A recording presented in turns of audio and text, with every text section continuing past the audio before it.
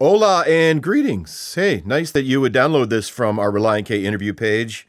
I just love Matt Thiessen's approach to lyrics, and I'm obviously not the only one, though I am the one guy who carries recording equipment all around. I'm Frank Jenks from Listen In, and Matt has always been quite congenial and forthright in his own struggles in life, not afraid to put them out there, which we all love, don't we? I love it. We are just broken people looking for a fix-it shop and pulling into this virtual Relient K garage. It's a good move. Thanks for listening in. Nobody's ever really, they never criticize, I mean, I work with the guy who produces our record. He's like, his name's Mark Townsend. He's like a good friend of mine. So like when I present a song to him, he's like, you know, I don't really get this or this. And I'm like, you know what? Me neither. I was like, I'll fix it because I want to, but not like he doesn't make me.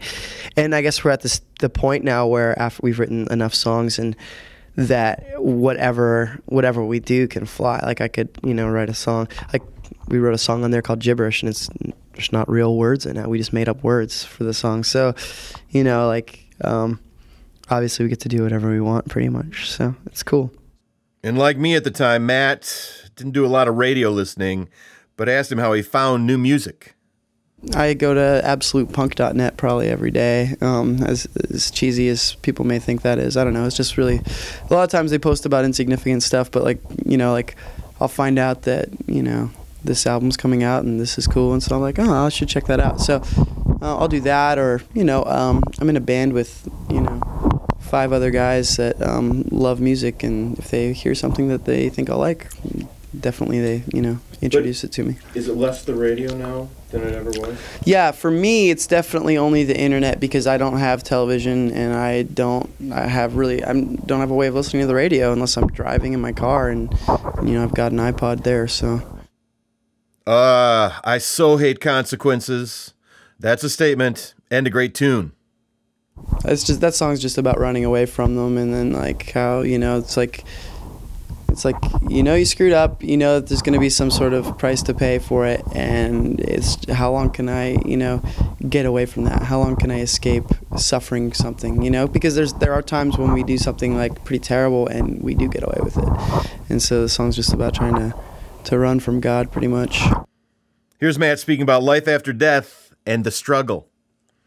It's basically a song about faith. Like, I don't know, like everybody struggles with, you know, with the concept of Christianity and how much of a fairy tale, how much of a C.S. Lewis book it seems like, you know, with, you know, the cross and all that stuff. And so just like, it's kind of an answer to like the struggle. Like, all right, you either got to pick, you know, are you going to believe in this or not? And if you do, it's, you know, you're never going to get enough evidence to convince you 100%. That's why it's called faith. And so it's kind of just like jumping off a cliff, and you're just saying, all right, and that's what I'm kind of decided, you know, that's what I'm going to do with my life. I'm just not going to, I'm going to try and doubt as little as possible, and just like, as far as my life is concerned, you know, if there's no life after death, I don't care, because I'm just, you know, I believe that there is, and so, you know, I'm just going to do whatever it takes to. But there is life after taxes.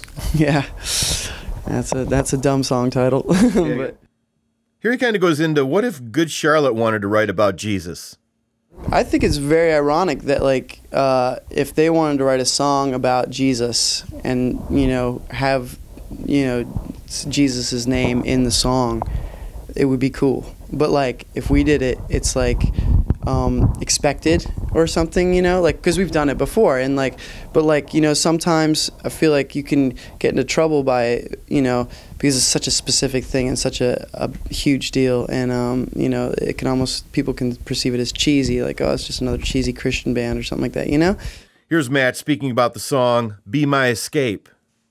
Be My Escape's definitely a lot more spiritual, though, as far as like being in a rut that way, and just kind of like not doing anything to better yourself, as far as like I don't know, just in a mental and state of heart, like so that song's just about, you know, that sort of thing, but it goes hand in hand with, you know, your daily routine getting stale. Maintain consciousness. Go, Matt. Talking about being in a rut and stuff like that. But as you said, you know, it's everybody goes through it. Like everybody, like everybody I know has got some sort of routine that they don't enjoy, and they, you know, the goal, I guess, is to try and replace those things with things that you do enjoy. And ask them about the artwork on their CD booklet for Mmhmm. It's actually meant to be said, kind of like if you're looking at the album cover, you're just kind of like, like kind of like it's overcast. It's kind of like, oh, Relient K and another dumb album title, sort of like roll your eyes. And it's a very, you know, dark record with, you know, rays of sunlight coming through the clouds, sort of thing. And that's kind of what you know, the artwork was supposed to. The original flower was actually, it was a pot of flowers, and it looked really Beach Boys Smile-ish, or Brian Wilson Smile, sort of that cover sort of thing, like really happy, but yet there was still the dead flowers in there.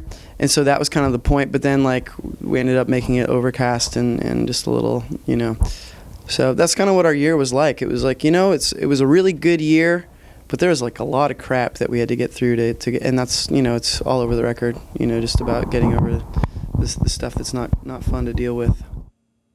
Here's Matt speaking about More Than Useless. You look at it like, man, how fast, you know, a year goes by, and I don't know, it just seems like a lot of times, you know, like my goals are always like, okay, I need to be writing this song for this thing, or, you know, something, and then like I think about like, how many days last week did I actually work on something or do something that means something to me? And like the answer is usually like, you know, 1 or 2, not like 6. So it's kind of, I don't know. Yeah, I feel like I waste a lot of time.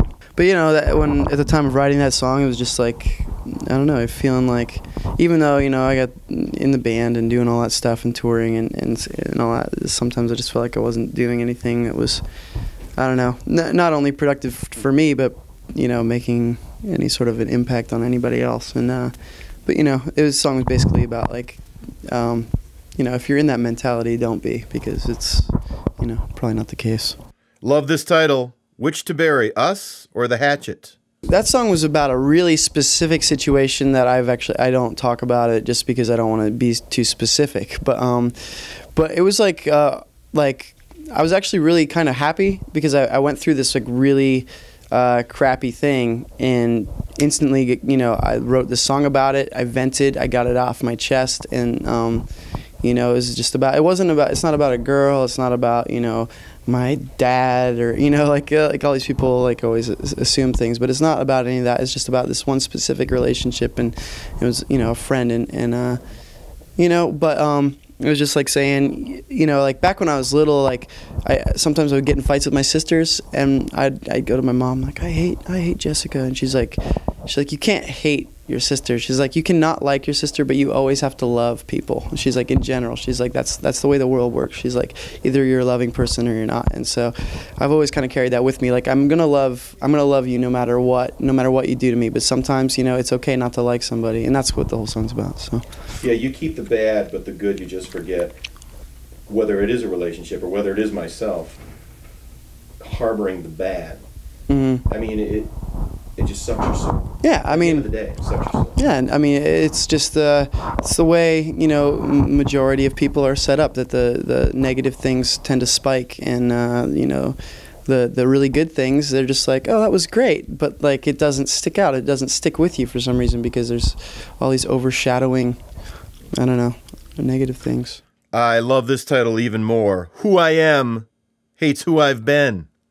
That was written in Australia, actually, which explains like the first line in the song, watching the proverbial sunrise coming up over the Pacific, and so that kind of says, you know, I was on the, you know, the Pacific coast in Australia where the sun rises over the Pacific instead, and that is supposed to go into the fact that like saying that line and keeping it kind of ambiguous like that, nobody really knows where I am. And the whole point of the song is I didn't want anybody to know where I was, like as far as like my heart was concerned, because I just felt like I was in a really bad place, like not like super bad or anything like that, but like I'd just been negative lately, and been fighting with you know, some of my friends in the band and stuff like that a little bit when we were in Australia, and it was just like I was kind of like at the end of my rope, and I was like, man, you know, who I need to change. And so like the whole song's about just changing who you are, and then the new person just despising that dark, you know, cynical person. What helps you get out of that place that we all get in?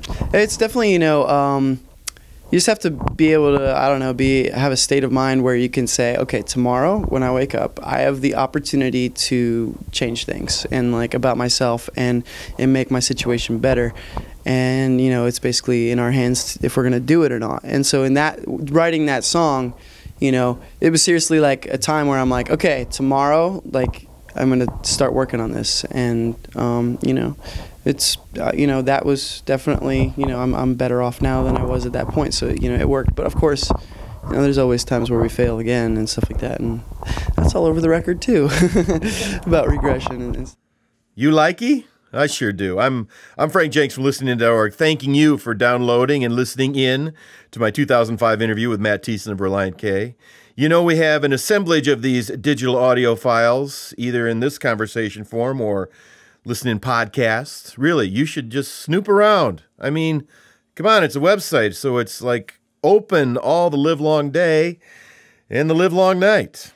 Great. Thanks.